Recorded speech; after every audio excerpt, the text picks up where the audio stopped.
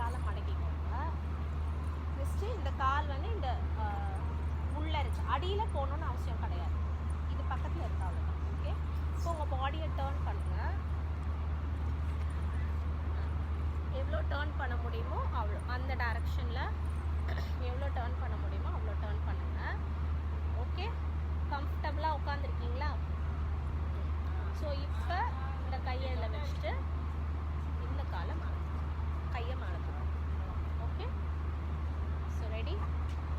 10, 9, 8, 7, 6, 5, 4, 3, 8